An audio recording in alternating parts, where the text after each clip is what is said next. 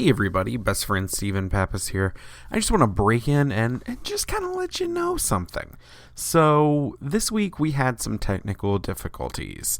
We had Rabia Chaudry on and it was amazing. We had a really great conversation, but we had some issues with echo on one of the audio files, and so we went back and polished it as best we can, but we just want to let you know that there are going to be some times where you're going to hear some echo. For new listeners, this doesn't reflect our audio quality every week, but we did our best to just kind of make it sound great because this is a really, really cool conversation we got to have. So definitely hang in there with us, and thanks for joining us. On to the show. This episode of Is This Adulting is brought to you by our Patreon supporters. I want to say a big thanks to new Patreon supporter Dolores D. Thank you so much for your pledge. If you would like to join the family and help us keep the lights on here at Is This Adulting headquarters, you can head over to patreon.com/isthisadulting. Thanks.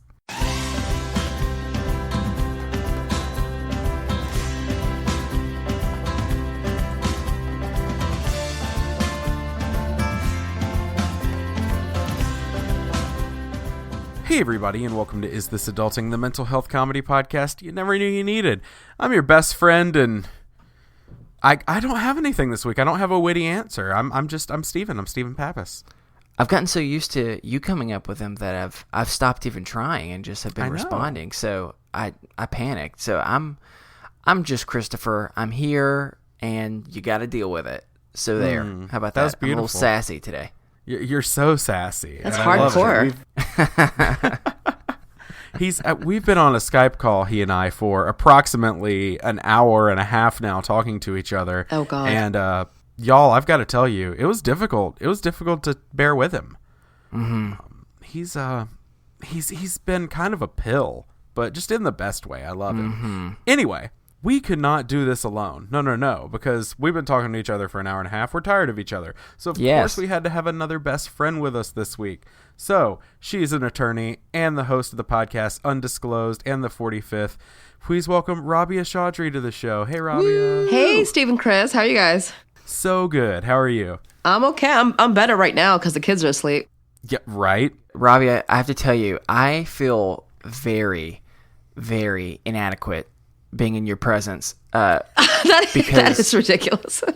For so many different reasons, but just the fact that you know so many laws in itself is just I know so many laws. Impressive.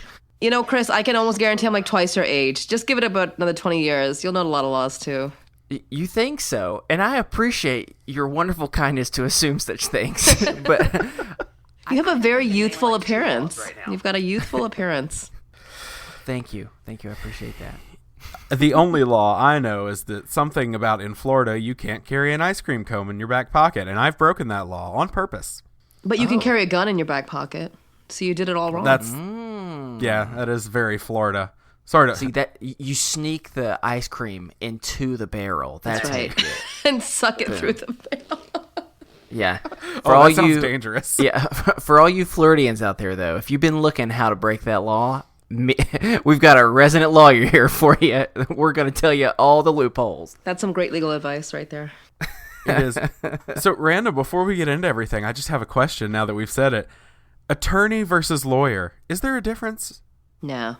Attorney just, I don't know, attorney just sounds a little bit more impressive, I think. Oh, it does. And I love it when somebody says counselor. I'm like, yes, I am, damn it. Ooh, but, counselor. Yeah. Yeah, I like that. Yeah, lawyer just doesn't sound as impressive, but it's all the same. Mm-hmm. I just, having had conversations with you, I like to picture you in court because I think it would be very fun to watch. You know what? I don't work in court. It doesn't work for me in court, and I'll tell you why. The only court, most of my work has been immigration and civil rights law, and right. I have represented clients in immigration court, but what happens is when I'm in immigration court, because I'm a brown woman who wears a scarf, half the time the judge there thinks I'm the client and I'm being deported.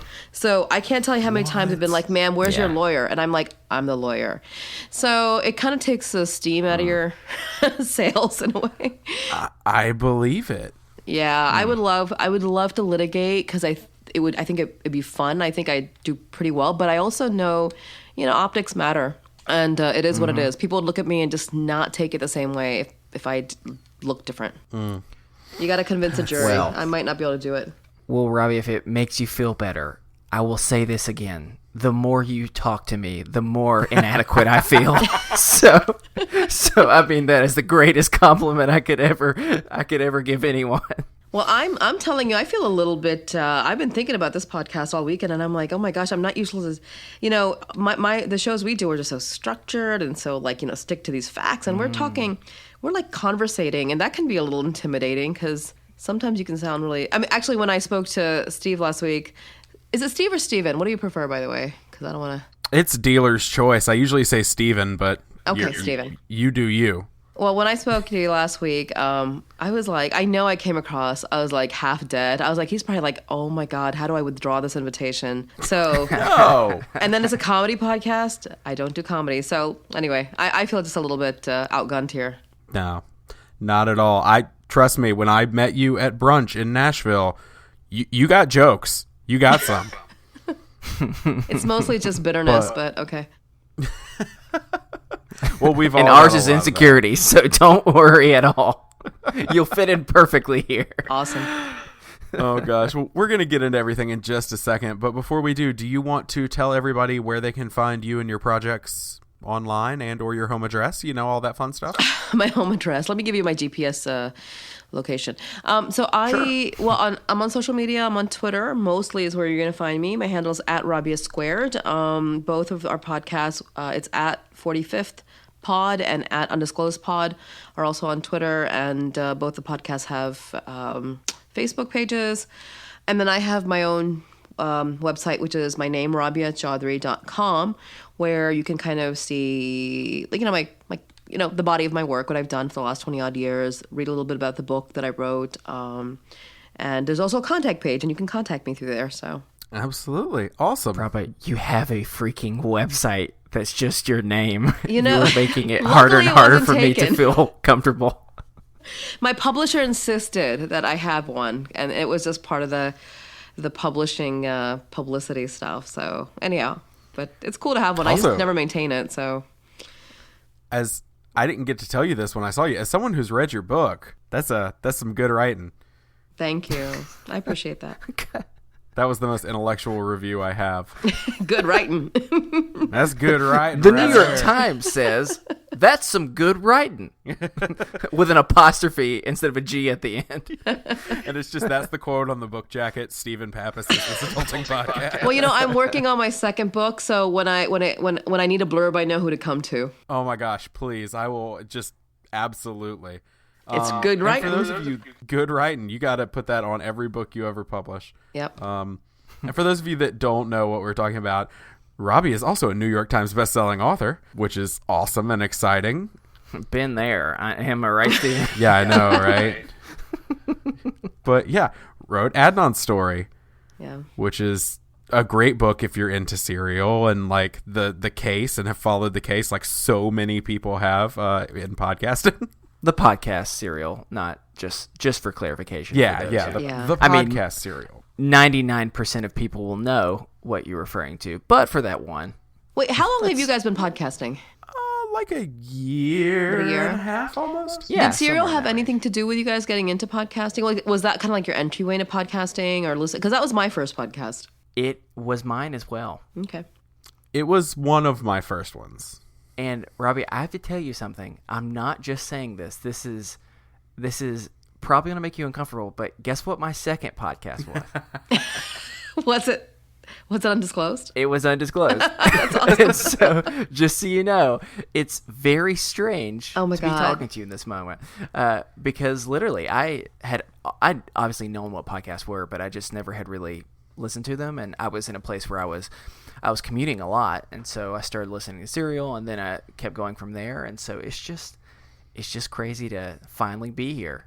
Well, thanks so much. I knew from the beginning you and me would be sitting here talking about our New York bestsellers, and I'm just glad to know that this time has finally come. Listen, it means a lot to me that you listen to Undisclosed. I know it's a tough, gritty in the weeds podcast is not easy listening. So I really appreciate it. And I can't tell you how many people have come up to me and said, I love your podcast. I'm like, thank you. They're like, Serial was great. I'm like, nope, not my podcast, but okay, thanks anyway. Yesterday, I met this guy actually at the wedding. And he spoke to me passionately for 20 minutes about how he loved watching my podcast. And he kept saying, when I watched it. And I'm like, I know, like, you don't know that I know you're lying this whole time because you can't watch it. What are you saying? Anyway. So interesting. Maybe he literally was so captivated. Nope. He just watched the player stared. just every second. That's that. No, like, he and just he's actually wanted, that passionate about it. He wanted to ingratiate himself like he had actually listened to. He knew like some stuff about the case. He actually was from the Baltimore area. But he kept saying, yeah, I watched it. And this, I mean, like, he used the word watch at least 6 times. So I'm like, this is whatever. I didn't call him out. I was like, let him have it, but whatever. Anyway, but thank you for listening. Was that person under the age of 70? Yeah, absolutely. Okay, that's more funny then. Because That's on him, yeah. Because someone over the age of 70, I can totally get past. Just yep. not understanding. And even if they know they were listening, they're still just saying watching. Yeah, because they're just staring at their screen. Yeah, no. This guy knew. But anyway. Wow. Oh, my gosh. Well, speaking of podcasts, we do a podcast, and we're going to start this week, just like we do every week on this podcast, with a mental health check-in. So, hey, Chris, how you been this week? I'm excited because I'm going to the doctor tomorrow, which usually those two things aren't put together in a sentence. But the reason why is I think it was probably, I want to say it was a little over a month or so ago that I had a meds adjustment, and things for the most part have gone pretty well. But I think what I'm excited about is the kind of the amount that they added has started to significantly help. But I realize there needs to be a little bit more tweaking. And so what I'm excited about is the fact that I think we're finally getting close to something to where it's going to be a really good fit for me for a while. And I mean, it just with some things I've already shared of how, I'm starting to sleep a little bit better recently. I'm not being as dependent on listening to something very, very serious or some like a mindfulness or something to have to listen to that for like 45 minutes before I go to sleep. I'm starting to actually get to sleep within like a normal amount of time. That's awesome. And so that's been really encouraging. Work has been hectic, and we're actually recording some of these out of order, and so I might talk about work later. I don't remember, but this is like Inception, but harder for me to imagine, and which is saying something. But I'm actually about to get a little bit of a break from work, which I'm really, really excited about and grateful for, and excited about kind of what's to come, since it's been a pretty stressful last, I don't know, like 2 or 3 months or so. Yeah. And so I'm just really grateful for that. And so it's been difficult some of these times, but overall it's been good. And the other thing I want to share too, I had a really exciting moment this past, I guess it was actually last night, where me and Kate, my wife, had a really, really great conversation.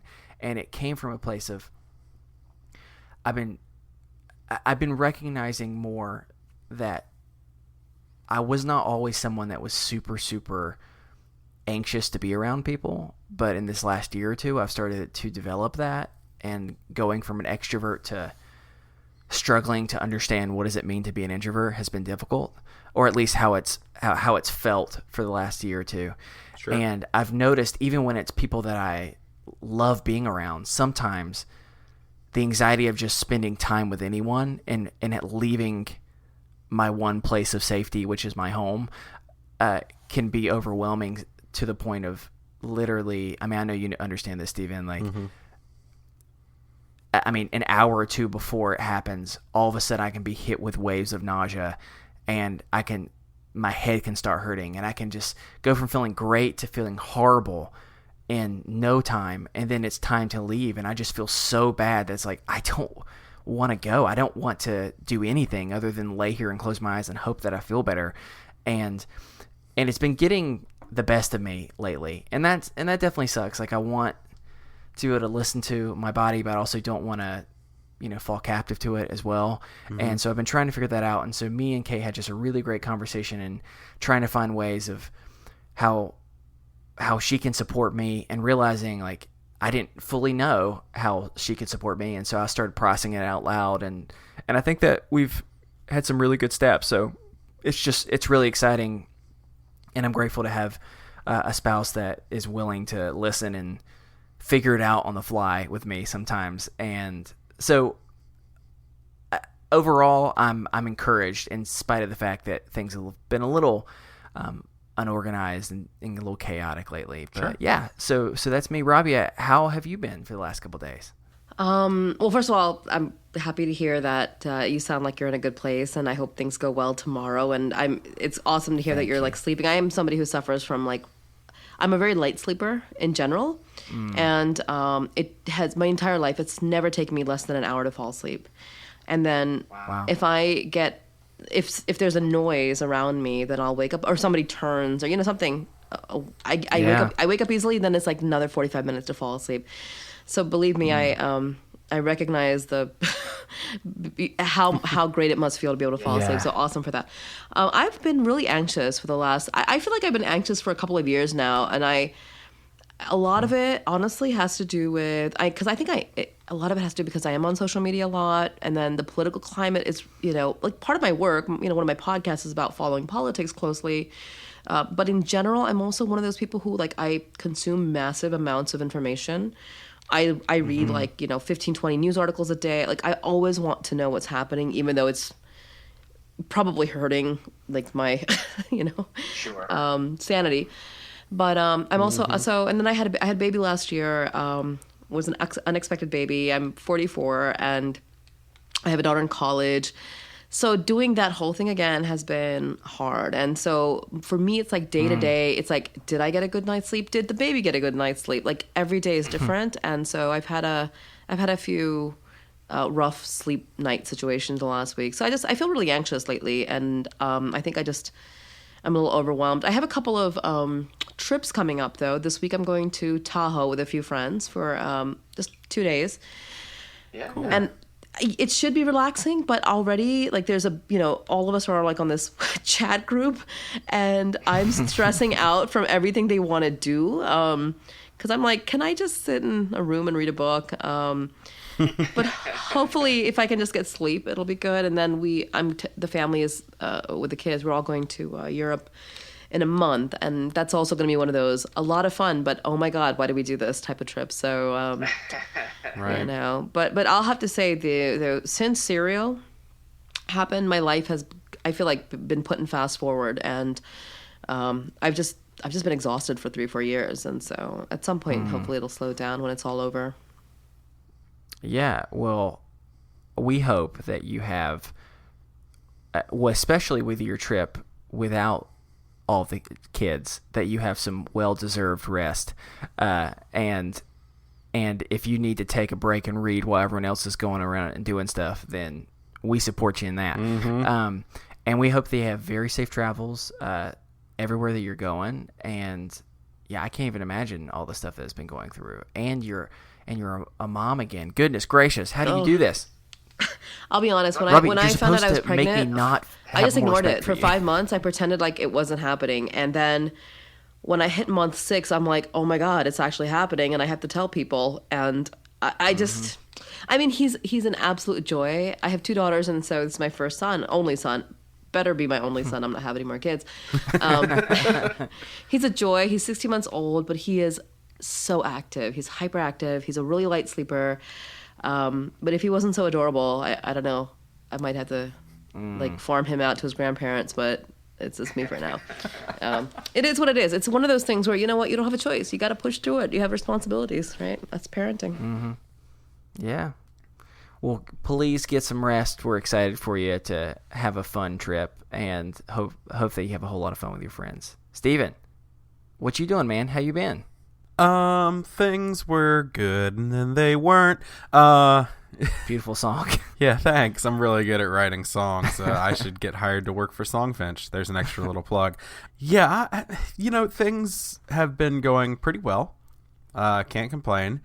I've reached what my wife and I are calling Hell Week, which is beginning yesterday when we're recording this and spanning for a long time. I leave for 2 weeks to go on a few trips on Saturday. And in that time, I have to work all day during the day and then do recordings and edit 5 episodes. And surprise, I also have to do like 3 weeks worth of work for another one of my jobs.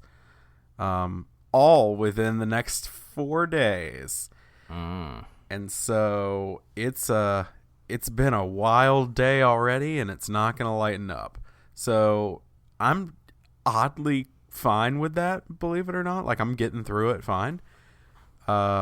Everything is good, minus the fact that Saturday, Steven did a bad. And by doing that, I mean I forgot to take my meds all day. All day. Sometimes I miss, because I take meds, everybody who doesn't know this, I talked about it a long time ago. I take, right now, luckily, I'm only on 2 antidepressants. I take one in the morning, and then I take another one in the morning, afternoon, and evening. And I missed all of them. And so the next day was the literal worst that I've had in a very long time. I was good. And then about noon, all hell broke loose in my body. And I was like sweating and shaking, and I couldn't walk. And I was like, it's only been a day without my meds. I don't know why I'm like losing it this much. But the Buzzsprout, the one I'm on that I take 3 times a day, has such a short half-life that apparently withdrawal can happen pretty quickly when you don't take it. And so I was in a bad way, and I ended up like sleeping most of my day yesterday off, which, you know me, I hate doing, because I'm like, I wasn't productive. I didn't do anything. I just slept. I blame you, Chris, because I spent Saturday in Winston-Salem with you. But I'm sorry. No, it's not your fault, buddy. Thanks, I appreciate that. Yeah, that's just for you. But yeah, I mean, other than that, it's been good. It was just a really weird day. Did you feel better after waking up, though? Did the sleep help? It did. Yeah, and well, as did the Klonopin that I took. I did feel better. Like, I had rested and like gotten some of it off, because I slept for like 2 or 3 hours randomly in the middle of the day, which I never do. I do not nap. See, here's the thing. I love naps, but my body won't let me nap. And so when I nap, something's up. And it was weird. I mean, it was good, but it was also just like, I don't know, it was a really weird thing. I've talked about this on the show before, but sometimes my medication, if it gets unbalanced in my system, I have derealization and depersonalization issues. So like, I didn't understand that the world around me was real. Everything seems like a dream. And I started depersonalizing a little bit, where I was like, am I real? Like, is any of this real? Like, it was weird. It was just a weird day. Over here having like a philosophical crisis over right? Here.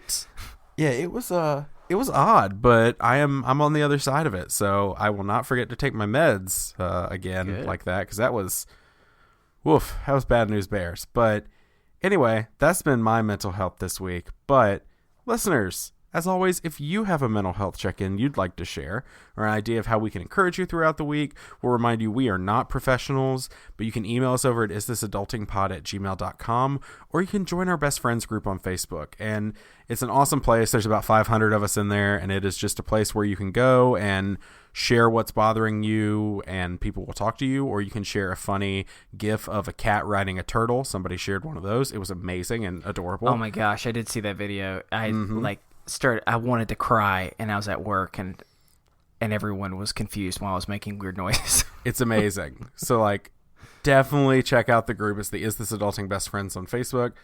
You'll be glad you did. And the cat riding a turtle. Also check that out, please. Yes. Go find it. And while we're at it, just one more thing. If you haven't seen the video of the cat dressed as a shark riding a Roomba, you're missing out. That's what the internet was made for. I mean, right? That video. Interesting. Right? It's so good. Right, I'm going to make a note of that. Okay. But anyway, I won't keep going down the video rabbit hole and telling you all the good videos you should watch, except for The Good Boy for President. If you haven't seen The Good Boy, which is the most adorable dog, just basically telling you can do it. I have it saved in my videos on Facebook, and I watch it probably once a week just to remind me, like, you got this. And it's just this floofy dog, and it's the best. I post it in the group probably once every couple months, so you'll find it in there soon. Anyway, we're going to... Chris, what are you laughing at? Are you watching the cat dressed as a shark? The cat on a Roomba and dressed as a shark. Oh, gosh. I'm sorry. Keep going. Okay. I don't know what that cat is Chris on and- because I don't know. I have never met a cat in my life that would do any of that. My cats would murder me in my That sleep. cat's on some good Just stuff. bump into the cabinets, bump into the wall. Oh, wow. All right. Oh, that God. did be some good. We can keep going. Sorry, Steven. No, you're fine. Well, while Chris continues to enjoy the mental image that has now been put in his head from that video, we're going to move on to our first topic. So our first topic today is a very good one. It's actually appropriate considering the cat being on a Roomba. Yes. And we want to talk about messy versus clean. So, Chris, do you kind of want to preface what we're going to talk about? Sure. Specifically, just this is not completely the case, but there tends to be more like two types of people. Some people who really, really prefer some level of organization and cleanliness. Some people can mean that more extreme. Some can mean that more, like simple. And then there are others who go in the other extreme from very, very messy to a little bit of organized chaos or somewhere in between. Me and Steven represent two sides of this. And my wife is on the same side that Steven is. And I realize how often that provides stress and anxiety for them. So yeah, so I just wanted to talk our perspective as well as, Rabia, like, I'm curious, what type of person are you, and was that changed from your time being a mother? Like, Right. As well, like, I'm just curious, were you one way and it did something else, or I don't know. So I just kind of wanted to talk to both of y'all and figure out what exactly. I'll be honest. I think. Well, I don't know if it's so much clean versus messy. Well, I guess maybe that is it, or unclean. Messy to me, like, clutter is messy, but it's not that it's dirty necessarily, right? So there's like different levels here. But it really does. Clutter really definitely impacts my mood and mental health. And I'll say, like, I am not a super clean freak, but I've always been a fairly organized person. Like, I've always kept my books, like, in a certain eye-pleasing way, and I, keep my cabinets. That's like my ideal, right? Like, and so when I was younger and I had the energy, I mean, like, I was that person who, I was a single mom for a bit. My oldest daughter, I had my oldest daughter, and then I got divorced, and I was a single parent for 4 years. And those 4 years, like, every night, she went to sleep. I don't care how late it was. I would not sleep until, like, everything is clean. The trash is tied up. The white counters are wiped. Like, that's how I am in my optimal state. Only because when it's cleaned up, I feel happy. Like, it actually gives me a real sense of joy. So it was totally for my mental state. I mean, just so I could, feel positive. But honestly, I've had to, over the years, just let shit go, because I don't have the energy. I don't have the time. I had a kid in my 20s, a kid in my 30s, a kid in my 40s. And right now I'm just like, are the kids relatively clean and fed? But having said that, there are a few rooms in my house that, like, I always keep, like, kind of rooms where, like, if somebody pops over, I've got at least, one sitting area and, like, one dining area that's relatively clean. But every other floor, like, we have a basement where I'm sitting right now, and then we have the bedrooms on the top floor, and those floors are a wreck, and it makes me crazy. I think about it all the time, and I just don't have, my office is a wreck, and that's not who I am. So it actually causes a lot of self-hate too. Like, I really judge myself. Yeah. I'm like, what is wrong with me? But I'm so tired. Well, Steven, I feel like you're going to have thoughts to share about me, so I feel like it's only fair that I start first. Rabia, I really don't want to be, but when I'm being honest with myself, I'm just a little dumpster baby. That's just who I am. I don't want to be. Luckily, I'm not so dirty. I mean, though I would describe it as clutter and the occasional dirty. Clutter plus. I used to be, yeah, clutter plus. That's a great. And again, I've changed over time. Now, don't get me wrong. There are certain aspects that are still gross, but I don't. Dirty dishes, yeah, they'll still be dirty for a while. Is it possible that sometimes I have a lot of trash in my car from 1 week, 2 weeks, 7 months? It's possible. But I'm not. I wouldn't say that I'm like a hoarder necessarily. It's more of just. I think one thing that we're kind of talking about is for some people, like my wife, cleaning provides peace of mind and stability. And when I'm in a clean place, I definitely like it better. I 100% agree. The problem is I don't like cleaning, and cleaning stresses me out. And it's this like obligation of all of these things of reminding things I have failed at and have not done. And that just provides me stress. And instead of trying to solve it, I try and ignore it. And at least for me, I think that's why I prefer a clean, organized place. But I don't know. I think I've been really working to try and organize a lot of areas of my life, especially like my work life, because if I can do it there, then maybe I can start doing it other places. And I've gotten better at it. But I truthfully, it's such like a reminder for me of just every time I realize that I'm not organized at something, it's almost just like a reminder of I'm a failure, which is super sad, but is the truth.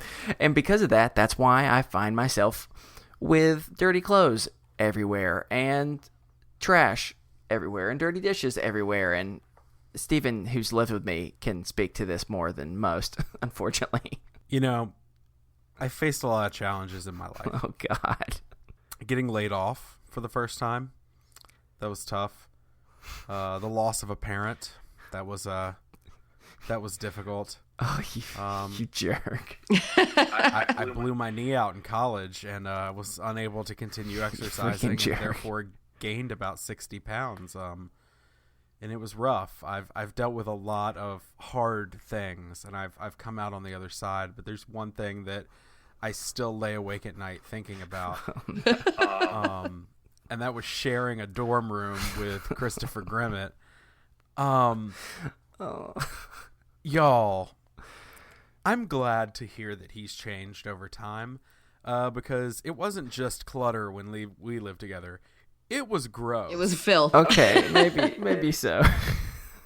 Yeah, it was bad. And so my first roommate, I will say, the year before I was started worse with you, Chris, was worse in some ways. Oh, he was worse in that dang he it. would literally leave all his dirty clothes on his bed. That was and gross. his tuba. Yeah, yeah. And then he would burrow under them to sleep. Yeah, that was always impressive. Yeah, impressive. He created a new smell. He's discovered a new smell. Tuba stank. It's like Hooba Stank, the band. God. Oh my God. Is that a thing? Oh, wow. I haven't thought about Hooba Stank? They have one song, and that song is the reason it was popular in like 2004. I have no idea. I have no idea what that is. Okay, I didn't get the reference. Sorry about that. Well, let me it's between the two of you, fine. Stephen, do you make your bed every day? Here's a funny story. I don't sleep in a bed. Oh, okay. Well, we've talked about this on the show. I sleep on the couch. Oh, you know what? Can I tell you? My mother has slept on the sofa for most of the last 20 years. So does my mother-in-law. My husband falls asleep on the sofa 90% of the time just because he's like an overgrown child. But I mean, like, it's not even a choice. It's just he cannot help himself. So that's not even unusual. I'm so used to hearing that. Is that by choice? Yeah, my wife though. Does not make the bed. This is a good debate to have for a second. I want everyone's opinion of, should you make the bed each day before or not? All right, give me your reasons. You know, I mean, first of all, I don't like getting into a bed that's not made.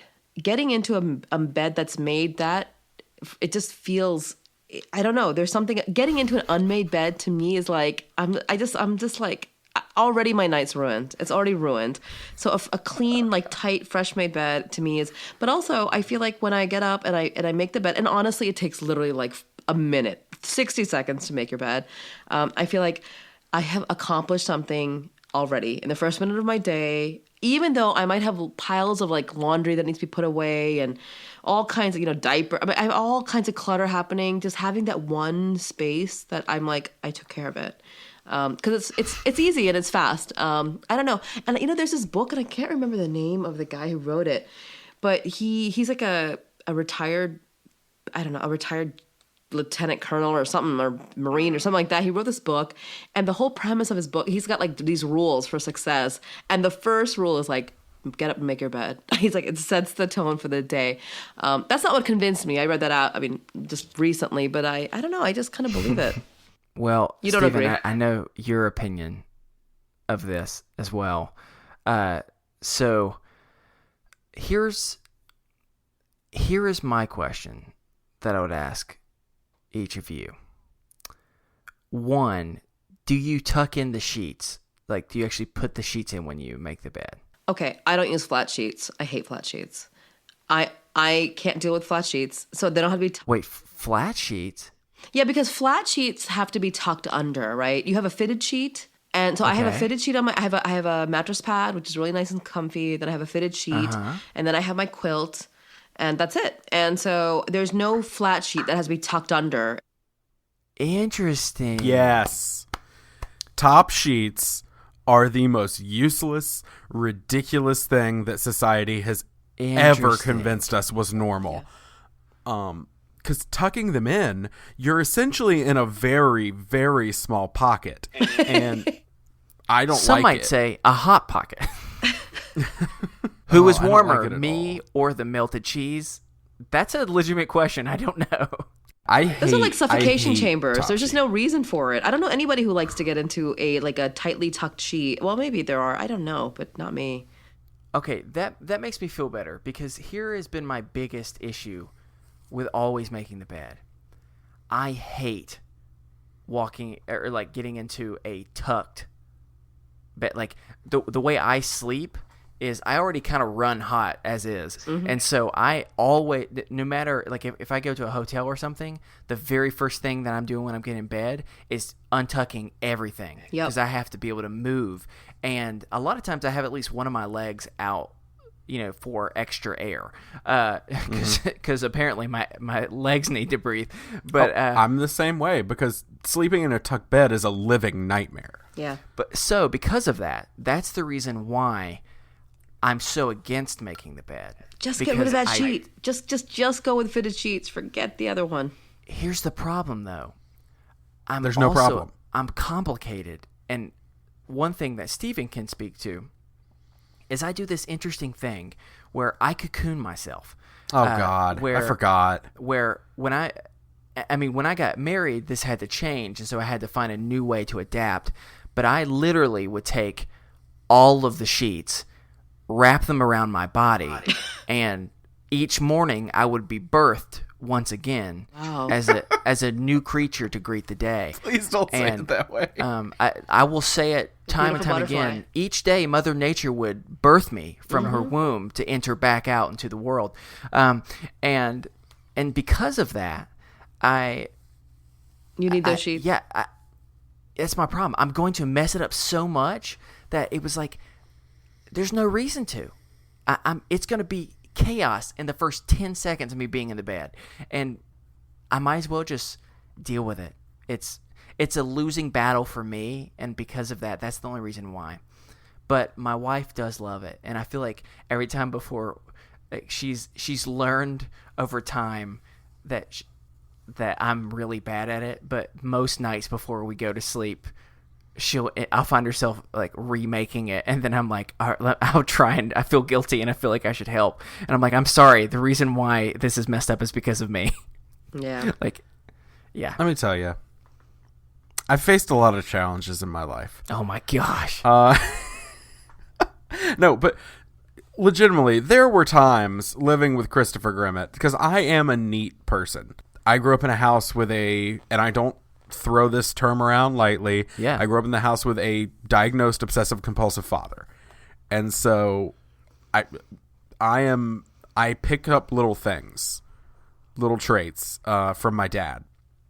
And so I like things straight and neat and in their place. Steven, I can tell from the shelf behind you because, when Chris said one of us is clean and one of us is not, I was like, oh, I know which one's the clean one already. I can see the shelf behind you. You can see the open. In order. And I can see your closet.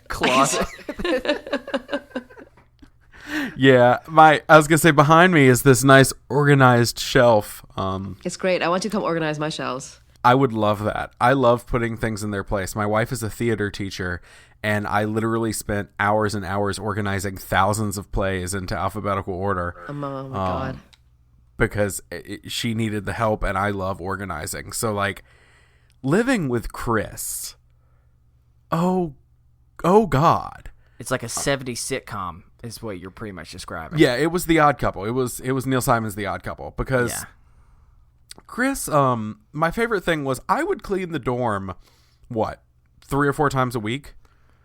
The problem is I wouldn't know that you would clean the dorm. I would just be like, oh, it seems cleaner. That's nice. Yeah, like, no one I guess would I know did that it. I cleaned the dorm because I would finish cleaning. I'd spend 2 or 3 hours doing it.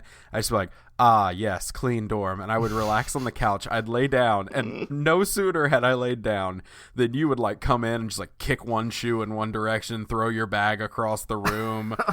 And then trash monster. I cried. My favorite, though, was we lived together for a year in the dorm and then 2 years in a house. And that first year in the dorm, as we were getting ready to move out, there were dishes that Chris had microwaved, which, first off, you tried to microwave the first time we were in the dorm together. You tried to microwave your dish with a spoon in it. Had to stop that. Hey, we all make mistakes. Not all of us were smart earlier in our life. You had microwaved your Chef Boyardee ravioli, which you ate a lot in the dorm room. And you had microwaved it in this plastic bowl, and there were probably 3 of them. And you had stacked them and just left them on top of the microwave. Oh, God, I forgot about that. We moved out roughly 8 months later. They were still there. Oh, my God. They were not salvageable. And rather than try to clean them, Chris's solution was, we'll just chuck them. And so you tossed them that was your solution to dirty dishes. You threw them away. I'm a little better, I promise. I don't know. It's hard not to be better. There's only one way to go up from there. No, but you know what I realized? Having my 2 daughters, they are polar opposites when it comes to this thing. And I realized I used to think it's about how you're raised and discipline. But even with me, I'm the eldest of my family, and then I have a younger sister. My sister was always really dirty and filthy. Her room was a room that we locked when guests came over so nobody could look inside. And then between my daughters, my eldest, I mean, they've both been raised in my home, but just from the jump, my eldest is really messy, unorganized. It's just her room. If I open it, it gives me anxiety. I get stressed out. I have to keep it closed. Well, my 9-year-old, so much younger than my elder one, she's so much more organized, proficient. And I just feel like it's a person, you're just kind of born with it. I used to think nurture. I think it's just really nature. And so what do you do? I mean, if you're just like that, you're just like that, right? And it's tough because sometimes you live with one of them in college and you think, I'm free and I'm good. And then you marry your spouse. and you realize it doesn't get much better. She's probably better than I am, though. Christopher, I'm just going to, this may pick up on the microphone. I'm just going to shift my camera here a little bit, and you'll see these are totes that are in my office. Those are Christmas decorations that have not been put away yet. Now, for those of you that are listening, we are recording this July 9th of 2018. better prepared than sorry. That's I'm not. what I've We always shouldn't said. even put them in the attic at this point because we're just gonna get them back down. No point. Christmas is right around the corner. Yep, just another Gosh. 5 months, and we'll be there. No, but can I tell you, this conversation has inspired me. I am leaving on Thursday for Tahoe, and I was trying to think, like, I have so many things I need to do, like my to-do list. I've decided for the next 2 days, I'm just going to put all my work stuff on hold, and I'm going to I'm just going to organize and declutter a couple of, like, my office and a couple of spaces around the house that when I get back from Tahoe, it will just put me in a better state of mind, and I can just get right to my work. Because I really feel like just being surrounded by this stuff, it's hard for me to, like, I'm not even as productive. So thank you guys for giving me this clarity. I was hoping that you were going to say the opposite and say, I've really been inspired. I'm going to take all this clutter. I'm just going to throw it away. No, I should, though. I know I might want to be a need this, minimalist, but I can't. I can't let go of stuff like books and I just can't. I don't know. Oh, gosh. Yep. I have loads of books, and I keep collecting them, so I'm a monster. Anyway. We're monsters in different ways. Yeah, aren't we? Well, hey, we're going to take a quick break, but we'll be right back with more Is This Adulting? This episode is brought to you in part by Songfinch. So we talked about Songfinch last week. It's a personalized gifting company that brings stories, feelings, and memories to life through one-of-a-kind radio-quality songs. With personalized songs starting at $99 and delivered within a week, their community of professional songwriters will handcraft the best gift you can give. And so, Chris, we actually got the song that you had written for your friend this week. Tell me a little bit about that. It was awesome. Our friends just had a beautiful baby girl, and we wanted to surprise them with something fun. So just kind of like a song written to her from the perspective of her parents, and it was just a really great thing. Like, she loves it. Her entire family loves it. Everyone has the ability to download it, and we're really grateful for the experience. Yeah, and that's a really cool part of it is your song lives on a personal URL called your story homepage. So you can listen to the song, download the song, read the lyrics, learn about your songwriter, and share your song with your friends and family, just anybody you want to, and they can download it. It's really, really cool. And so this is good for any event: weddings, anniversaries, birthdays, Mother's Day, Father's Day, Valentine's Day, Christmas, newborns. Let's just say Flag Day. You need a Flag Day song. So. And so, yeah, you definitely can check it out. And if you want to get a song, you're in luck because we have a promo code. So if you go to songfinch.com and you get one of their personalized songs from scratch, then you can use our code ADULTING, and you'll get $20 off your personalized song from scratch. So, hey, go do it. Thanks, Songfinch. All right, we are back, and it's everybody's favorite time of the show. It's game time. Christopher, what game are we playing this week? Well, I was inspired, Rabia, us both being New York bestsellers, and us both being such avid readers, you being a counselor, so to speak, and me being, I just would say, a overall scholar would probably be the best way of describing me. That was my assessment of you, certainly. Yeah, okay, good. I'm glad. That combination has made me realize that it's time to play a good old game that we haven't played. It's been a couple months, I think, where I find some really, really strange books that actually exist in the world, and you have to try and figure out which one is real and which one came out of my brain. Okay. It's a game that we call Shelf Awareness. So it's pretty simple. All we have to do is I like that pun, Stephen. Thank you very much. Shelf Awareness is quite funny. Love it. It's great. Yeah. So we're going to go section by section. The way that I'm going to have people do this is I'm going to have you buzz in. We're going to buzz in with our traditional buzzer for this game, and that is the standard librarian shh is your buzzer.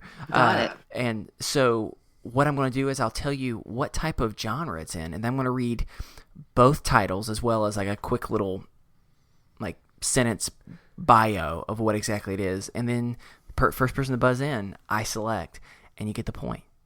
Sounds good. I'm ready. Let's do this. All right, here we go. Our first section, we're walking into the librarian, and we're going to the cooking section because that's a nice section to go to. And so, is it Cooking with Poo, a fabulous collection of Thai recipes with a unique twist.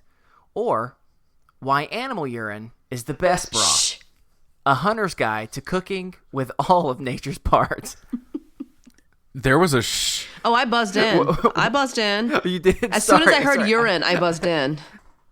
Okay, so I like how all you needed was that. So you have heard both.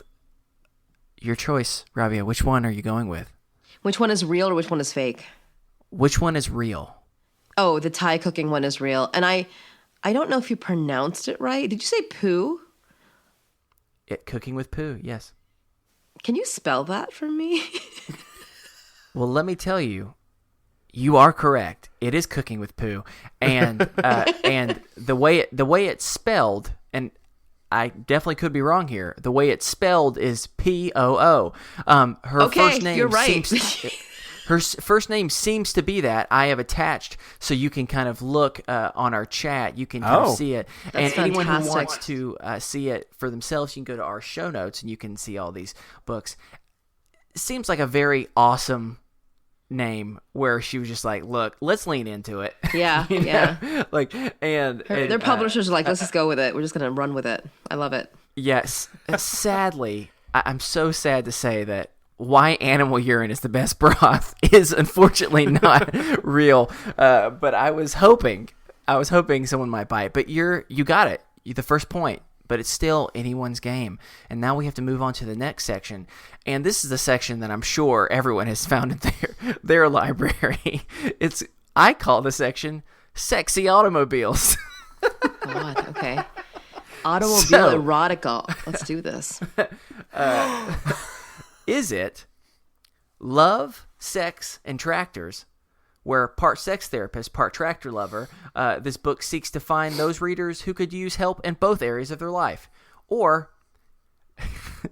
Ass is Stint Principal, School Bus Drivers After Hours. Shh. Hold on, I didn't finish reading. Romantic fiction novel that tells the story of what happens when well-mannered teachers are off the clock. Oh my Steven, God. now which one are you picking?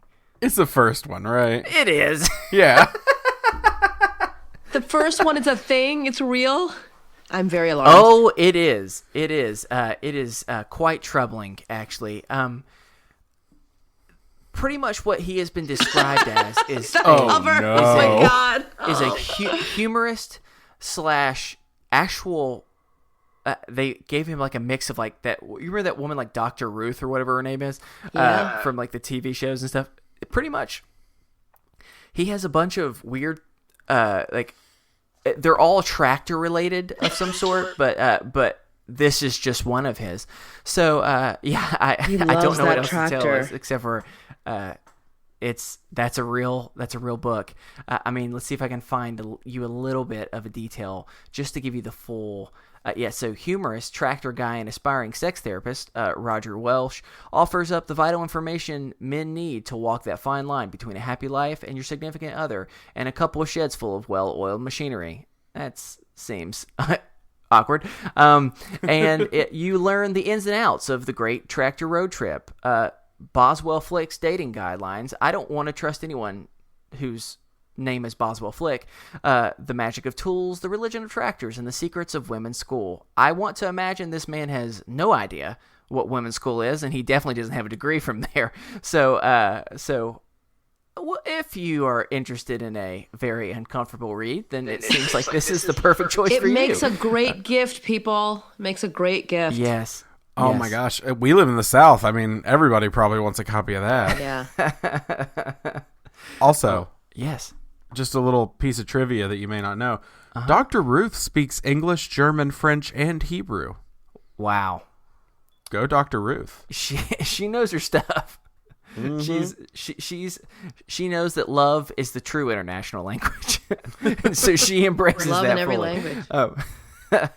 All right. So the next section we're going to, you are tied up 1-1, is we're going to the biology section, and get ready for two very interesting book titles. Is it Twice the Holes, Twice the Mess? A comedy book about scientific oddities found in animal research, from birds with 2 buttholes to lions with a goatee. Or Does It Fart? A collection of small essays explaining which animals do and don't fart. Steven. The first one? I'm sorry, it is not. Oh, do I get that point by default? You do. Yes. You get the point. It is actually Does It Fart? It is. I was leaning towards the fart book, I'll be honest. It's very simple. It's literally just a very, very large collection of 1 to 3 page articles where each one is like, pandas, do they fart? Yes or no, and then it explains. Why does it take 3 pages?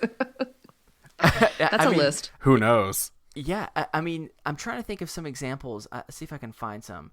Dogs do it. Millipedes do it. Dinosaurs did it. You do it. I do it. Octopuses don't, and neither do octopi. Spiders might do it. More research is needed. Birds don't do it, but they could if they wanted. What? That's interesting. Yeah, so pretty much this is a zoologist who just, their teenage brother asked one day, hey, do snakes fart? And they didn't know what to say, and so they went on this long journey. Do what fart, Chris? Do snakes fart? I thought you said sticks. I was like, no. Sticks. They do in their own special way. It's a profound question, I gotta say. I think my 9-year-old would love this book, actually. Yeah, I think it's a believe it or not, I'm surprised that you're not best friends with this person, Rabia, because it is also a New York Times bestseller. It is with a title like that. Yeah, well, especially it's very recent. It came out a couple months ago, so what? It's quickly become a standard in most households. And the best part is there's a bunch of fun pictures of different animals and they're farting, and that's the end. But you should definitely go and check that out. Makes a great gift. Yeah, I'm gonna my 9-year-old. She's a girl, but she's obsessed with farts. So this is it. I know what she's getting for her 10th birthday. For her. Good. She's gonna be a future zoologist. She loves animals. This will be great. But she specifically is a zoologist that only knows about flatulence and nothing else. It's a very specific field. It's very highly specialized. So we're now moving to the 4th section. Stephen, this could be your time to come back. I call this the spooky section. Oh, boy. Is it? How to Raise Your Kid to Be a Vampire. A parenting book advocating for a new form of child rearing. Or People Who Don't Know They're Dead. Nonfiction book that describes those who are not even aware that they've passed to the other side. Shh. Rabia. I think the first one is Rabia. I think the first one is real. You are incorrect. I'm so sorry. Oh my God. It's brutal. It is. Yes. I'm glad I was able to trick y'all. It is actually People Who Don't Know They're Dead. And you know what? That's actually not the full name of it. I knew if I gave the full name, you would know that it was real. So let me just quickly read the full name to you. People Who Don't Know They're Dead, how they attach themselves to unsuspecting bystanders and what to do about it. Oh. They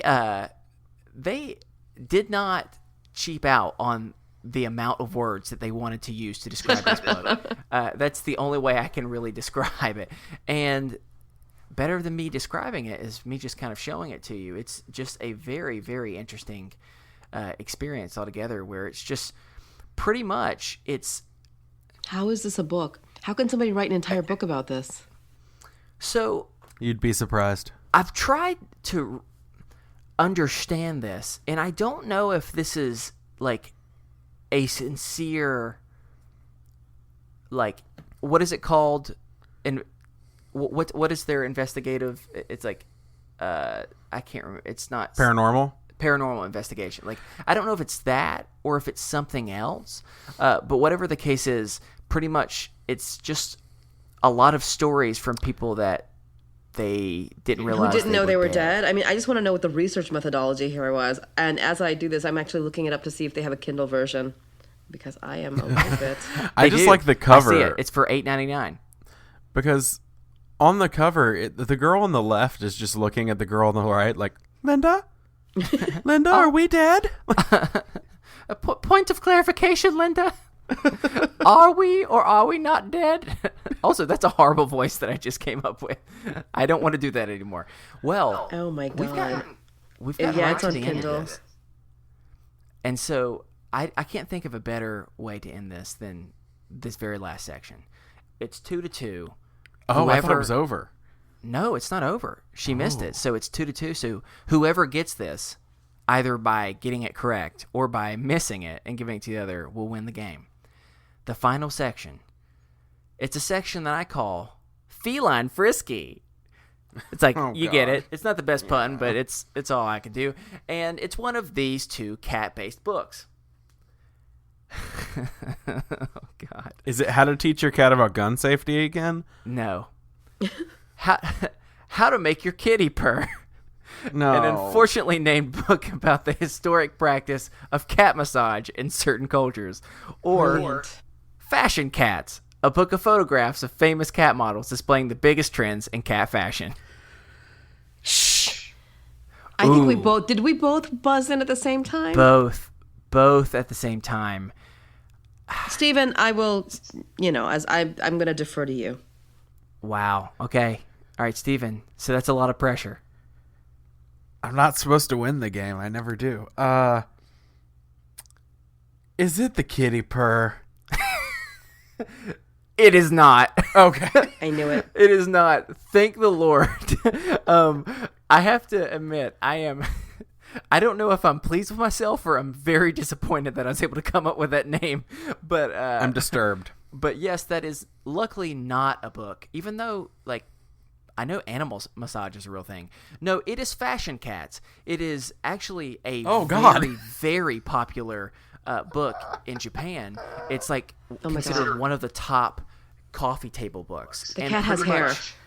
It's super simple. All that it is literally these cats that they're very famous cat models. They do not.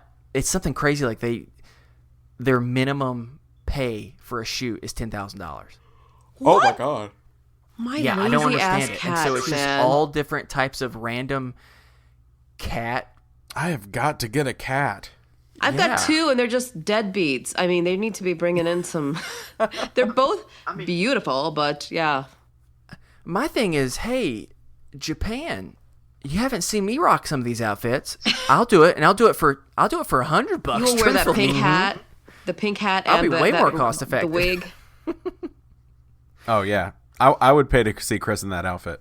Yeah, I mean, I would as well. I mean, as most people would. I mean, as messy as I am, damn, do I not wear a good cat suit? I've changed. I've slightly changed. Never mind. We'll get away from this. Rabia, congratulations! You have won this episode. What am I trying to say? What do I this win? round, so to Edition. speak. Edition. There we go. That's the right word. I'm very good at words, I promise. This edition of Shelf Awareness, how do you feel? Are you more accomplished by this than your bestseller? I am really glad that I let Steven take the hits because I just sat back and let him do the work. No, I feel good. I feel like my day has ended on a positive note, but I also want to know what I won. You're in luck. You've won a $10,000 cat. We're making the investment as a podcast, and it will take a while for us to get there. But when you do, it will be the most beautiful cat you've ever seen. I'll wait. Awesome. You've won a Kindle version of People Who Don't Know That They're Dead. Oh, you said that. I was reading the reviews already. I am intrigued. No, what we should do is we should get your daughter the Does It Fart book, Oh my because that would bring her a lot of joy and she would learn a lot of scientific things in the process, and that's what you should win.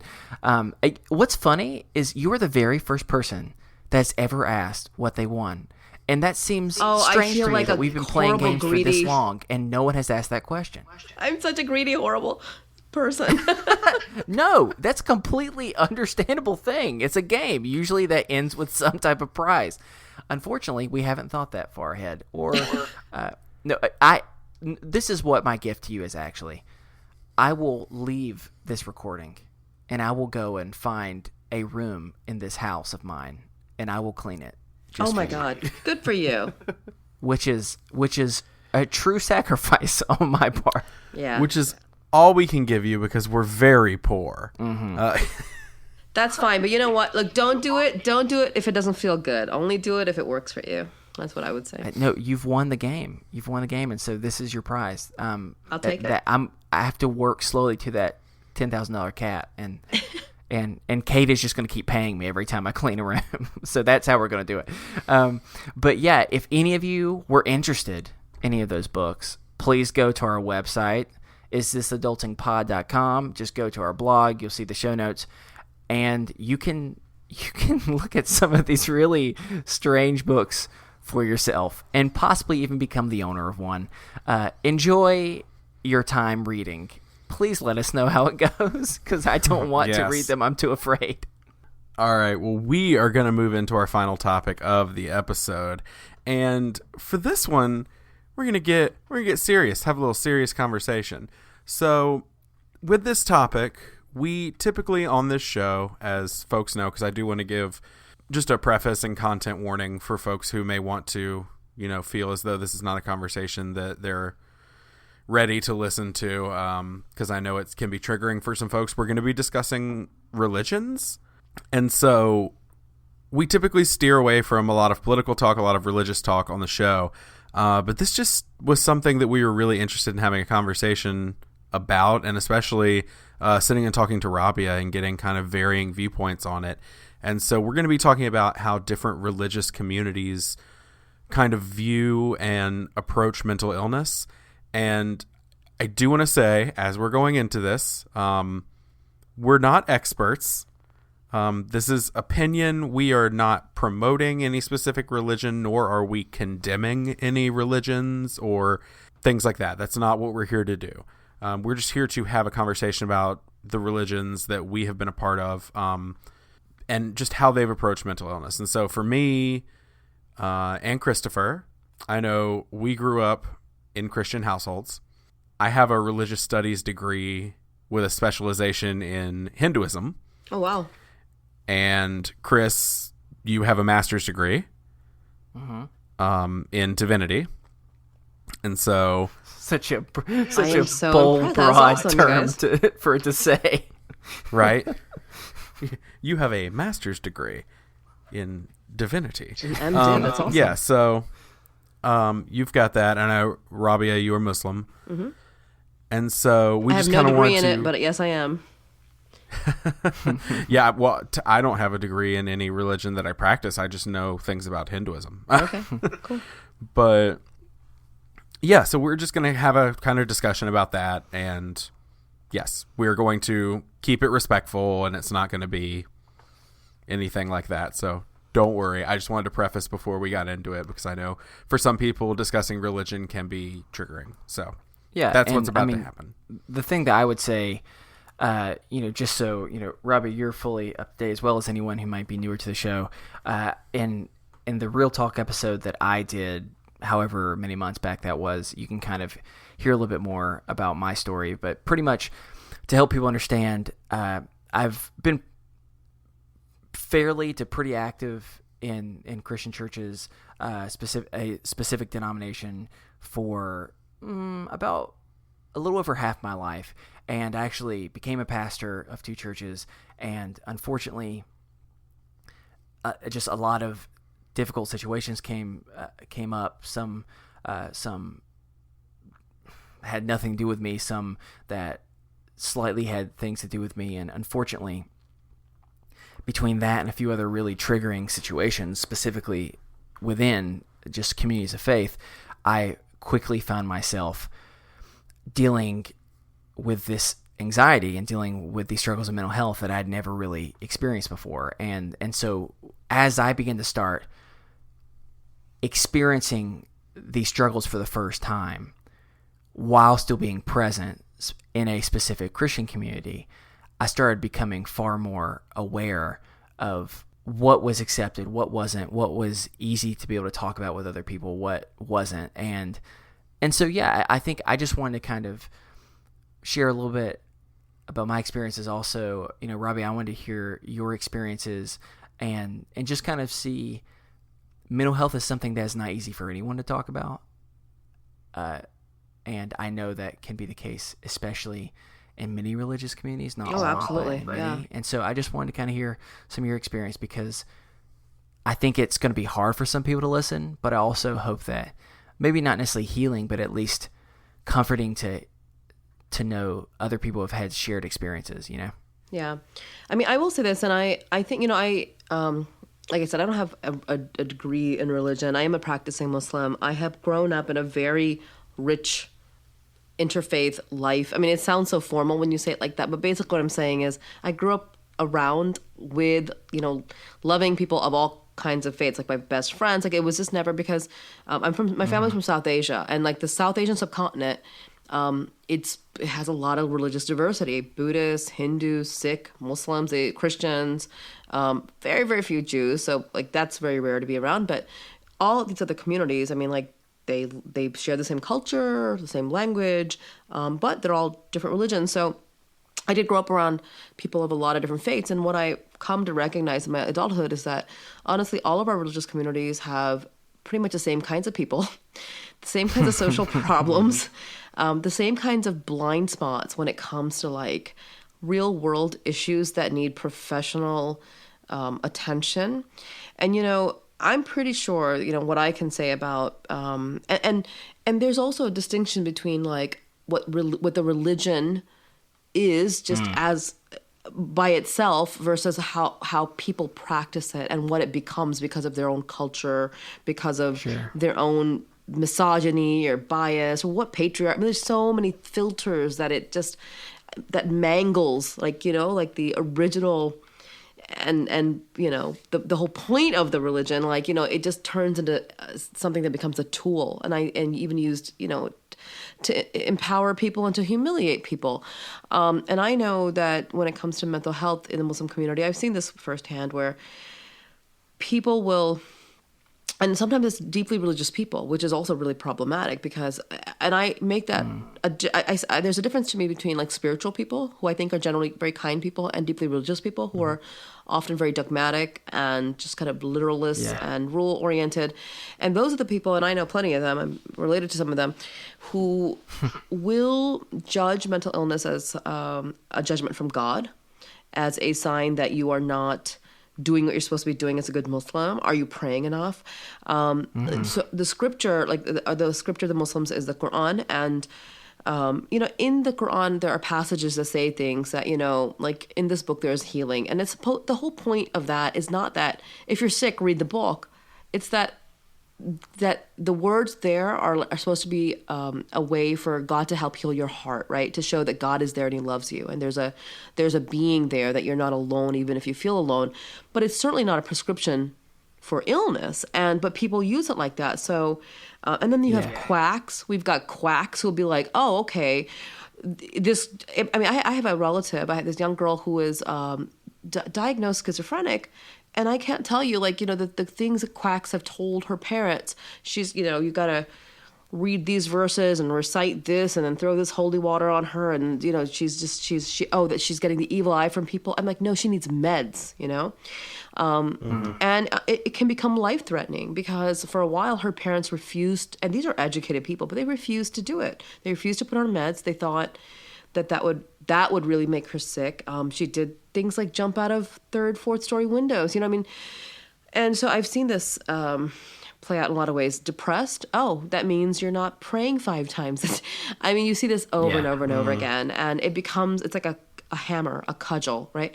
And I think it's just a way of trying to control and humiliate people, to say that, you know, it's a judgment. And at the end of the day, if you were to really try to like dig down and find, is any of this like authentically part of the religion? Can we go back to like scripture and sources, and anything say that, you know, that anywhere in any of the original sources that God says if you're not well, it's like judgment against you? No, none of that exists. It's just people can be evil. And so, but the thing is this, you know, I know all this intellectually, and yet And yet, because I've grown up in it, I have a severe resistance to getting counseling and other kinds of like mental health need that I know that I have, because I mean, I've been through some pretty traumatic experiences in my life, and I've just trudged on through them. And even the ones that are 15, 20 years old, I'm like,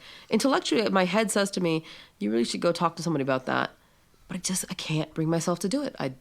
So that's another part, is that people don't seek professional help. It's really detrimental. Yeah. Right. And I know, just based on what I learned, and I did some more reading coming into this conversation, but based on what I learned when I was studying in school, there's this concept that's really a very strong basis of Hindu faith. And I'm not an expert on Hinduism. I'm not a practicing Hindu. I'm not at all saying that this is the belief of the majority of Hindu faith. Again, I think in every faith community, there are groups where it becomes that judgmental view. And that's true of Hinduism as well. There's this idea called the Purushartha, and it's very important in the Hindu faith. It's the idea, it's these 4 pillars on which you kind of form the way you live.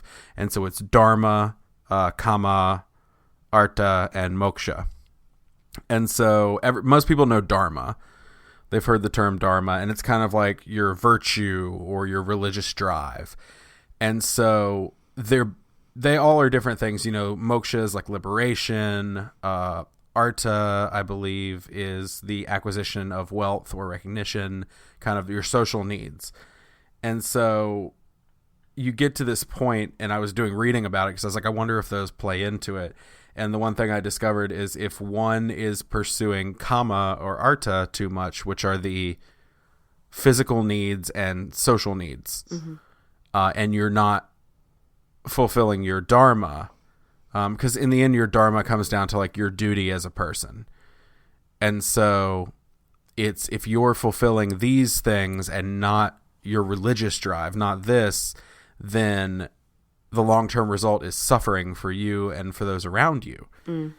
And so they view mental illness as a punishment, as that sort of suffering that's been put upon you because you are not practicing good Dharma. And so that's that same kind of thing that I think in every faith community you have that group that's like, this is on you. And I read a study while I was looking at this, which makes me feel so official. But I still am fascinated with Hinduism, obviously. And I read a study about mental health within Hinduism. And a lot of it is this idea that because of that religiosity actually plays into poor mental health, because now people are thinking, it's on me. I've done something wrong. I'm being punished. I'm broken. I'm bad. I'm not good enough. And it messes with their view and their concept of religion, and it really drives a wedge in between them and their faith, and it actually has such a negative impact on that faith community. And so it was really interesting to kind of take a look at that. I can't remember what website I found it on. It was a big, like 40-page study. I didn't read quite the whole thing, but I read a good bit of it. It was on a education on a university website, but it was great. These religions are ancient, okay? They predate, like modern psychology and psychiatry and understanding physiology. I mean, by millennia. And so there's no, we have, it's like, why would I check like the Hindu Vedas or the Quran to figure out how to like fix bugs in my computer? No, I would not, because that Right. shit didn't exist back then, right? It's like, so I feel like it's just people using it and interpreting it the way they want to in order to get a certain result. And people get exploited a lot. And even in the Hindu community, I know this. You go back to the quacks. I mean, like, people end up paying these like quacks and saints and all these fake, like, this doesn't exist maybe as much in the West, but it really exists in the East a lot. These societies are just pervaded with all these fake clerics and priests who will, oh, your daughter's having seizures, or your son's having seizures, and you bring him in, I'm going to pray some stuff on him, and you're going to pay me like, thousands of rupees or whatever. And so it serves their need to keep it like that instead of saying, oh yeah, take him to the hospital, right? So it's and I'm sure it exists in Christian communities, especially certain kinds of Christian communities. I don't know to what extent in Jewish communities, but I bet you in like the ultra-conservative, ultra-Orthodox, there's also a lot of judgment about people who are not well. I know, like, I've always heard, oh, you're sad? It's because you're not grateful. Like, count your blessings and all everything, and there's something to be said for that, but it doesn't address, like, if there's a real, physiological need your body has. Yeah, one thing that I've spent a lot of time reflecting on, really for the last couple of years, it started when I was getting my master's. I was very fortunate enough to be able to be in a few, probably some of my more formational classes, which were interfaith classes, and one of the things that one of my teachers, who was the campus imam there, one thing me and him kind of talked some about that I've continued to think about is just this idea that kind of permeates and I wouldn't even say it's just within religion. It's just even goes greater than that. Than as a culture, no matter what culture it is, there is this underlying still. We're supposed to do good or be good. Now that can look very different in a lot of different type of ways, but for most people, there are ethics and boundaries and social morals, like morality, whatever that might be, that you should and should not break. And anyway, the reason why I say that is because, like, from that, so often I feel weakness is always associated with negative attributes. So anything that could be perceived as weakness, one, must be bad, and two, another thing that I've experienced in my own specific religious communities and from things that I've heard you say, Rabia, as well as others that aren't here in this moment to be able to speak about their own communities, so often I've noticed when I've been struggling, or I've seen someone else who was either in a more serious diagnosed place or dealing with depression or anxiety or whatever it might be, so often the person who is critiquing them, it's almost as if what makes them feel so uncomfortable is when it's brought to their attention this other person's struggling, they almost have to internally think about the fact that what they might be struggling with as well. Does that make sense what I'm saying? Yeah, they're projecting. Yeah, that's the thing that I know, that when I was specifically, my job was to do the best I could to try and counsel people and provide support and just listen to people. So often the things that I would hear is when someone would talk about that, or so the whole idea of like, are you not praying enough, or are you not doing these things, or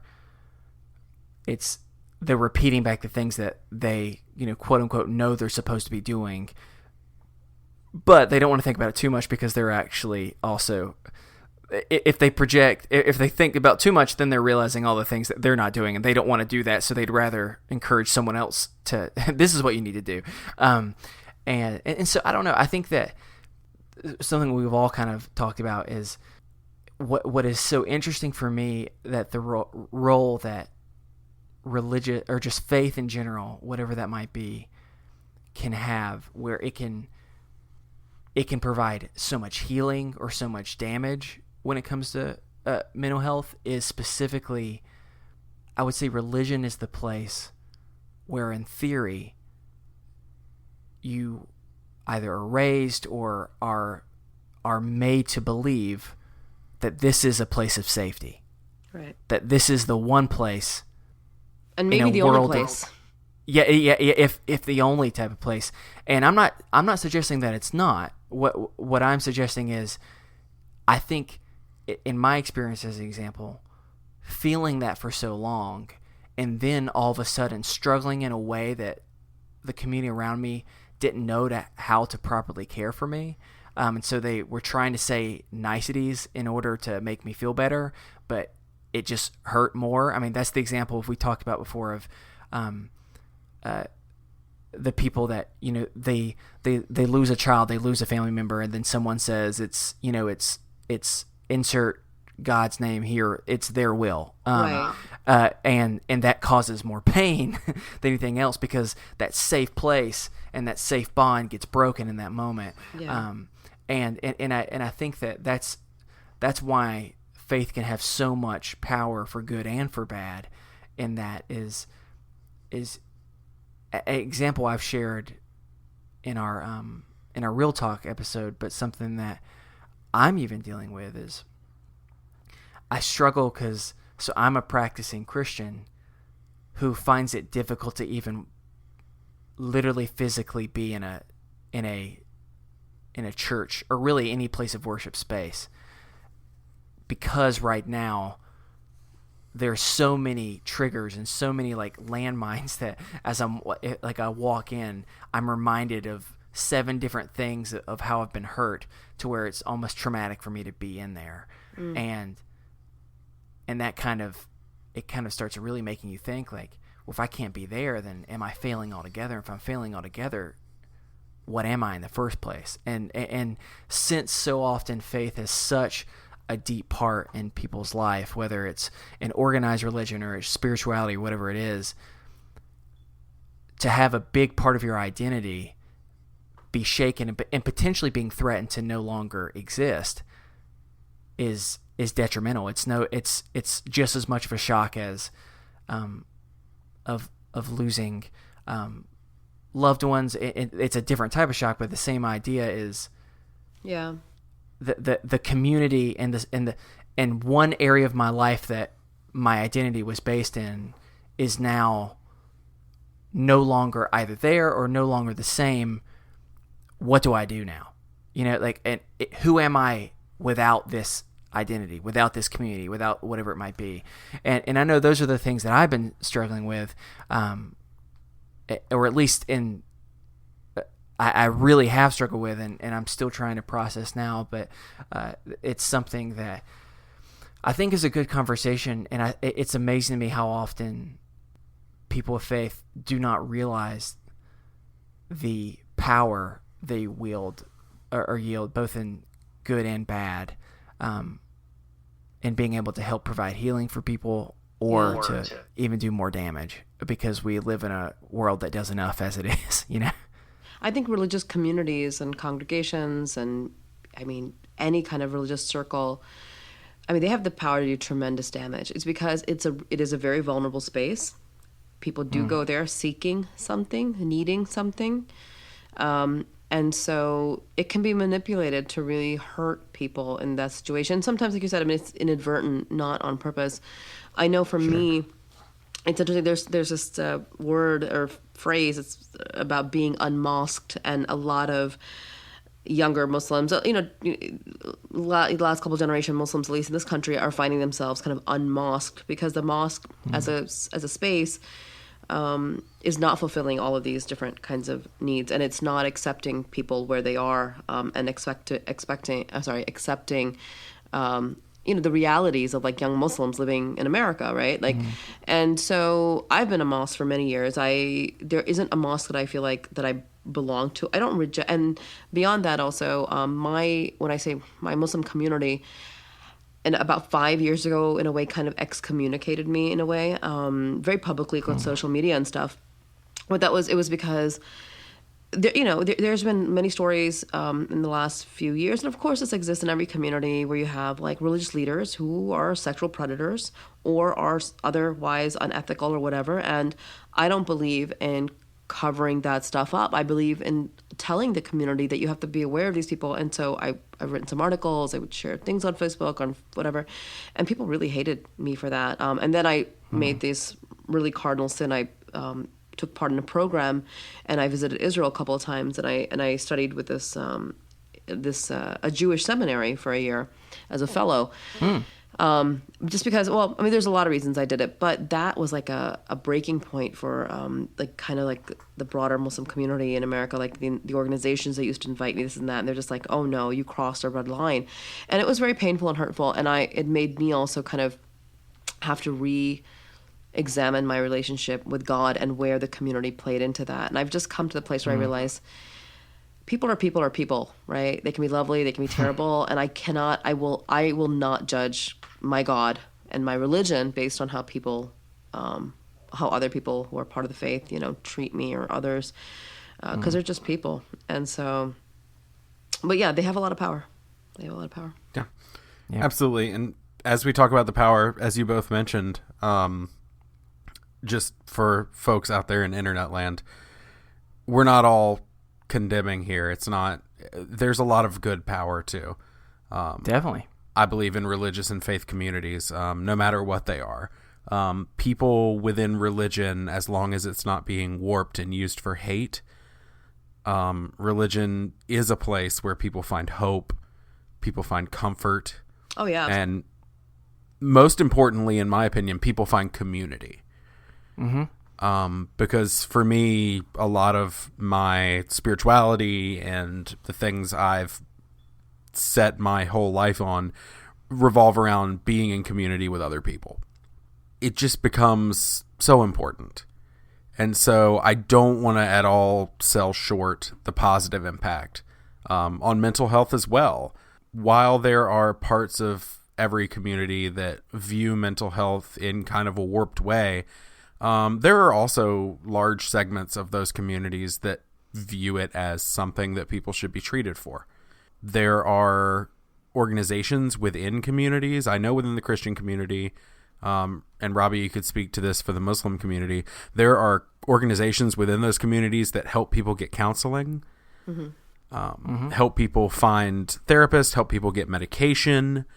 So it can also be a very positive thing. So we're not at all just being like, everything sucks, and it's yeah, no, I completely agree with you, and I you're right, but I would say the Muslim community is slightly different in its respect because the majority of the Muslim community in the United States are immigrant communities. Okay, so the communities themselves, the mosques, the institutions, the organizations, maybe they're 50, 60 years old. They were established by like my parents, my grandparents, like, you know what I mean, like our elders who came from cultures where once again the entire idea of like counseling and therapy and all they just didn't exist then. Until a large extent they don't exist now. And so that level of sophistication is happening with younger generations. It's happening slowly. I would say in the last 10 years I've seen the emergence of Muslim organizations that do address like victims of violence and sexual abuse and all kinds of like different types of issues that people face, but it is still not that readily available. Like there's a few national organizations, but on a local level, it's still very, very hard to find. It's very hard to even find in our community like marriage counseling. I mean, like if you want somebody, because there are a lot of Muslims who want to go to somebody who will do the marriage counseling from a Muslim faith-based perspective. It's like I know like 2 people, 3 people in the country. Like it's not, we're not at that level. So we're way behind, but I think it's a generational thing. I think in a few generations that's going to change very much. We will have a lot more resources for us. And Raza, I don't know if you know who Raza Aslan is, but he's a Muslim who wrote a great book about Jesus, by the way. But he used to have he had a CNN show that they canceled because he tweeted something about Trump, and I can't remember what it's called. It was called Believer. I know what you're talking about. Yep. I know exactly who you're talking about. So I think he hits the nail on the head when it comes to religion. He said religion is the religion of any person is really about that person, right? So religion looks one way when it comes through one person, just because that's their personality it's being filtered through, whether they're an uplifting person, a kind person, a generous person. That's what their religious faith is going to look like. And that same religion can look really oppressive and terrible through a different person. It's all about it's what people bring to the religion, not what the religion brings to them. So, but I completely agree with you. I mean, I believe in the power of faith and faith communities, and that's why I'm still in it. I'm still there. Right. Well, I know that's a bit of a stray from our standard conversation, but we definitely had to take advantage of the fact that we have differing views here between my studies and my weird who knows where I'm at, and Chris is having a degree and being a practicing Christian and you being practicing Muslim. I was like, we have to have this conversation. I mean, we've got 3 viewpoints, and so I feel like it was a perfect, cool time to do that. And so I appreciate y'all having the conversation. I appreciate listeners that y'all hung in there with us and hung out. It got real academic at one point. I mean, we are New York bestseller, Stephen. What did you expect? That's true. Yeah, I mean, wait, am I on that list now? Why not? Sure. Yes. In this fantasy world that I've put myself on there, it's only right that you enjoy. Sure. So I'm going to put that in the podcast description from now on. Rabia, does it make you upset that you have a co-New York bestseller that wrote a book called Does It Fart? I'll be honest. When my agent contacted me and said, you made the New York Times bestseller list, and it's going to sound terrible, but in my head, I was like, that's nice, but like so did Twilight. And so did like really the kind of stuff that I just can't even read. I mean, like, 50 Shades of whatever. For me, what was more important, but I'm happy, I'm very proud of it. And I'm mostly happy that people are reading Adnan's story because it's about him and it's his contribution. What I was more interested in was whether or not it was going to get good critical reviews. Like, would it get a star from Publishers Weekly and all the other, reviewers? And it did. And so the critical reviews were much more important to me than the New York Times bestseller list, although, hey, it's nice that until I die, I can put that on my resume. It feels good. That's true. And hey, like I've already told you, that's some good writing. Good writing. That's some good writing right there. So I did the forward for Does It Fart, so in some ways, that's why I consider myself one as well. Nice. It's just one word. It just says yes. Yes, I do. Enjoy the book. Well, we're going to start winding down, but if you have a topic for discussion you'd like to send us or a mental health check-in, we'll remind you again, we're not professionals, clearly. We just talked about a book called Does It Fart? But you can send that to us over at isthisadultingpod@gmail.com. You can follow us on... that wasn't English, y'all. You can follow us over on Twitter at @isthisunderscoreadulting. Chris is at Chris Grimmett. I'm at the Stephen Pappas. You can follow us on Facebook either at the show's page or in the best friends group. It's a great place to hang out and meet new friends. And we've got people pouring in there every day now. It's really exciting to meet all the cool new people. And last but not least, if you love us, and how can you not? I'm the baby. Gotta love me. Go hang out with us on the iTunes. Give us one of them reviews that you do. Shoot us a review, a rating. 5 stars, please. Please love us. It really helps people out. So, and it takes like 2 seconds. Takes 2 seconds. You can do it. I believe in you. We would like to thank the collection for the use of our theme music, The Borrowers, off their album Ars Moriendi. Rabia, thank you so much for coming on the show. Thanks for having me. I had a great time. Do you want to remind everybody where they can find you? Yep, I'm on Twitter at Rabia Squared. Concise, I like it. To the point. Well, I mean, as such a wonderful writer, she's learned how to be concise in her time. So hey, Rabia, I have to ask. I know you were nervous at the beginning. This was a conversational podcast instead of a scripted one. How are you feeling about it? I feel like I conversated okay. I don't know. You guys tell me. Did. You got to tell me how I did. You did a great job. Well, all these listeners will tell you how great you did. All right, cool. I'm excited to hear when it's up. I'm so pumped. Well, that is going to do it for us here on Is This Adulting this week. I've been your best friend, Stephen. I've been your best friend and New York Times bestseller, Chris. I've been your best friend, Rabia. See, she didn't have to rub it in. Anyway, and remember, kids, be happy, stay healthy, and go hug someone. Because you never know. They may have just learned that they've been dead for 40 years. Oh, no. You'll have to read the book to find out. How many times have we ended the show on the Twilight Zone music? Quite a bit. Quite a bit. All right, have a good week. Bye. All right, guys. Thank you so much.